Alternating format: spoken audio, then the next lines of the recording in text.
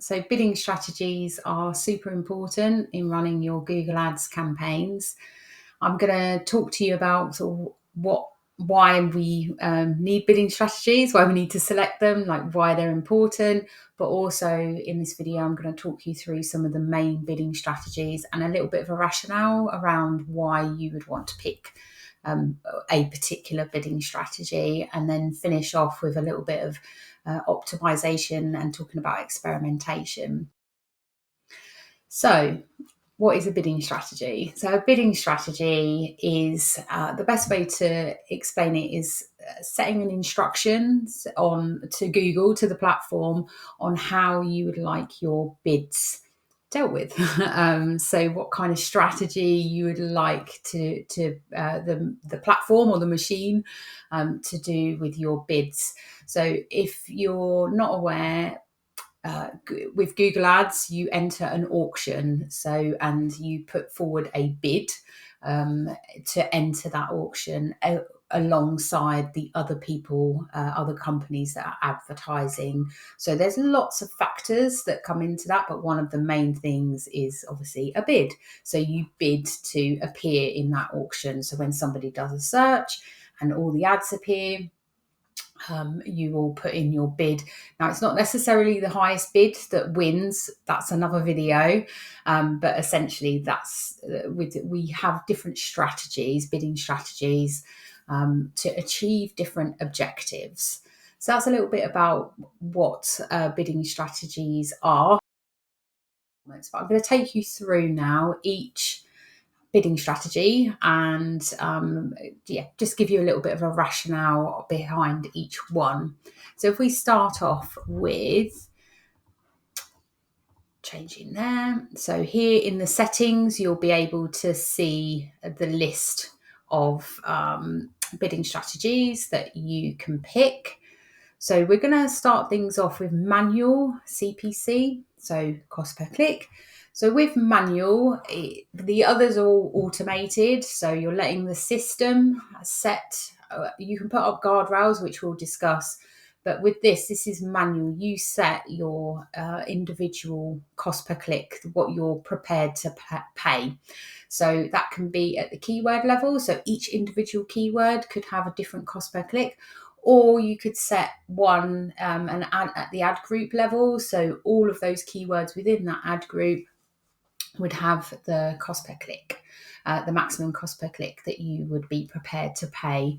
So this is quite good for when you've got new campaigns. You can use it on existing campaigns as well if you want to get a bit of more control over the cost per click.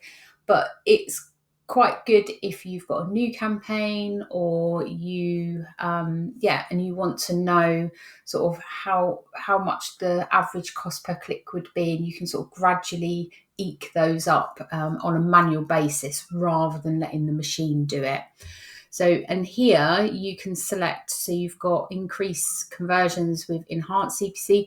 So this is adding a layer of automation. So I'm sure you've heard machine learning as well. So this is essentially turning it into a bit of an automated, so it's manual, but with a tiny bit of automated on top. So so that's the sort of entry level manual CPC, and you can turn this on or off. It's down to preference. Different people managing different accounts will do different things.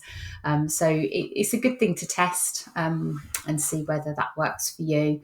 Next is maximize clicks. So maximize clicks is getting the maximum amount of clicks for your daily budget. So that might be, so here for this test campaign, we've got £5 a day, but you could have £100 a day or more. And you're asking the system to get me the most amount of clicks possible. Now, where people might use this is new campaigns. So I definitely use this strategy. Bidding strategy along with the manual as well, but this one as well, if I've got a brand new campaign, maybe I'm not quite sure I'm not quite sure of the competitors or where everything lies. It's a brand new campaign, but also I just want to get traffic as much as possible, and I'm making sure that obviously the keywords are good keywords and they're bringing quality traffic, and I've got really strong negative keywords as well to make sure I'm cutting out that junk traffic that might be coming through. But yeah, I'm just wanting to get traffic to come through. I'll talk about where this strategy can come in handy as well in a minute when we talk about the other automated bidding strategies as well. What you can do is you can set a maximum cost per click as well. So you can have a maximum limit that you would like to set. So it could be £1, it could be £1.50. One of the things that I would look at, if you're not getting a lot of traffic through, maybe you've put this guardrail on and set the cost per click, a maximum cost per click, a bit too low. So increasing that, and you might see the traffic coming through a bit more. But yeah, this is a good bidding strategy that I definitely use quite often, especially with new campaigns that are just being launched. Next is maximize conversions. So as long as you've got conversions being tracked within the platform and making sure that they're decent conversions, not just, website visits is one of them, or directions that I've seen. It needs to be really good, meaningful, valuable action that somebody's taken on a website. So it could be a lead form completed or a purchase. Now, what you can do is you can set the bidding strategy to get you the most amount of these for your budget. And what you can do as well is set a target cost per acquisition, or cost per action, it's sometimes called. And that's how much you are prepared to pay for that action. So whether that's a purchase or a lead form. So you need to think about how much, let's just say a lead form, somebody completing that, how much that project might be worth, and what's the conversion rate of people that fill out the lead form to turning out to be a job for you, if it's sort of maybe a service industry or something like that. And you can set that, or you can just untick it and just say, I'm not really fussed about how much I pay per conversion, I just want you to get me the most. So again, this is guardrails on there as well. I have to point out here, if you want more information, there's information here, and you can click off and it will send you to the help pages as well, which are really useful for explaining things as well. The thing that I would say about maximize conversions, and the next one I'm going to talk about, is maximize conversion value. So both of these is, you really need to have historical data. So these are automated, so they'll look at the history a lot of the time, and they'll look at the history and and work on what a conversion looks like. So if you're fresh out of the launching a campaign and you haven't got any historical conversion data or anything like that, it's not to say you won't get any conversions, but typically it will probably be more difficult, or just take longer. Whereas if you start with something like maximize clicks and getting as much amount of traffic, and you're making sure that it's quality traffic that's coming through, you can then start building up your conversion data history, and then you could flip over to this bidding strategy. So that's definitely a strategy that I personally use. There could be other managers that might use different strategies, but that tends to work quite well for a lot of the clients that I work with. So maximize conversion value, similar to maximize conversions, but we're talking about return on ad spend. For those that don't know what return on ad spend is, it's basically how much you're getting for every pound, for example, that you're investing, how many pounds do you get back as a return? So it does it in percentages. So for here, we can see for this test campaign, it's saying a target return on ad spend, ROAS, of 410%. So but you can set it at anything that you want to.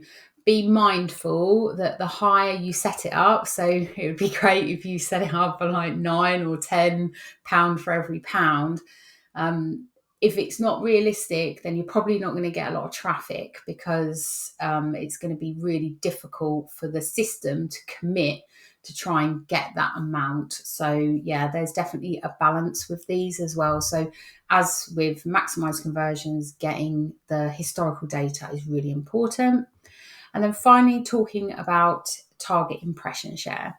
So this, in my experience, and other people might use it differently, but it's quite, I would say, an aggressive bidding strategy. So it's really good for sort of brand awareness, or if you've got a competitor that you, or you're new to the space and there's lots of searches and you want to get known for a certain product or service, this is quite good. So impression share is the share of impressions. So you think about the people that are searching, there's a certain percentage of people. So you as an advertiser will have a certain percentage of that. So it'll be based on like budgets and things like that. But what this is saying, the objective of this bidding strategy is saying, I want to get a certain percentage of that impression share. This is how I would like you to bid, rather than clicks or conversions or conversion value.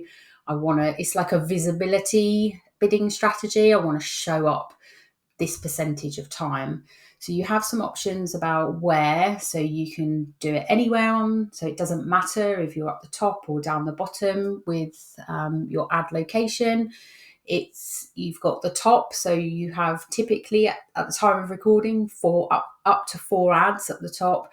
So you're then saying, I want to appear at the top. And then absolute is really, it's position 1, but it's a bit grey. They don't commit to absolute top of results page, but yeah, it's seen as like the top, the top ad basically. So you can select. So let's just say I just want to be at the very top. Then you can select what percentage of time you would like to be there. So you sorry, not percentage of time, what percentage you would like to be there. So 100%, if you like, you want 100% of the impression. So again, it's like visibility, how much visibility you would like. So if you was going to be quite if you was going to be quite aggressive, it could be, I want to be in the top, absolute top position of the results page 100% of the time. Now you can add a maximum cost per click, but also if you want to take this approach, in my experience, you need to have quite a big budget, but also not have so many guardrails. I know others use it also just to kind of see where you would need to be, like cost per click wise, budget wise, to have the most amount of visibility. So there's a good deal of experimentation with this as well. And as I said, other brand, like if you want to, if you've got a new product or service and you're entering a space, you could then use this strategy there. So they've all got their merits and different objectives, basically, of what it is you want to achieve. So in terms of looking at the, I suppose, the progress of it all, sort of how it's getting on, you go to campaigns and you've got the bid strategy type, and you can click on that, and then you can see the progress that's happening. So the performance history. So you'll be able to see if you're setting certain objectives. So for example, like maximize conversions, you can see sort of how that's performing. But you'll get that through the data as well. You'll be able to see. It's important to give it time. There are learning phases. So you can see here that we've got like a learning phase that's happening. So yeah, it's a program or a machine, so it does need time to learn. It can't just do it overnight. So yeah, it does need time and it needs data to learn.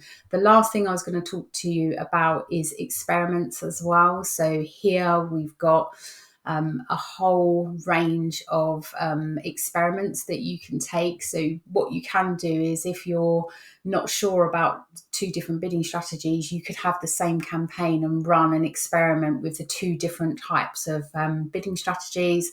I would give it at least a month, maybe 2 or 3 months, just running those side by side. And it's quite good because the platform gives you statistics on which is performing best for you and things like that. So yeah, make sure you experiment as well.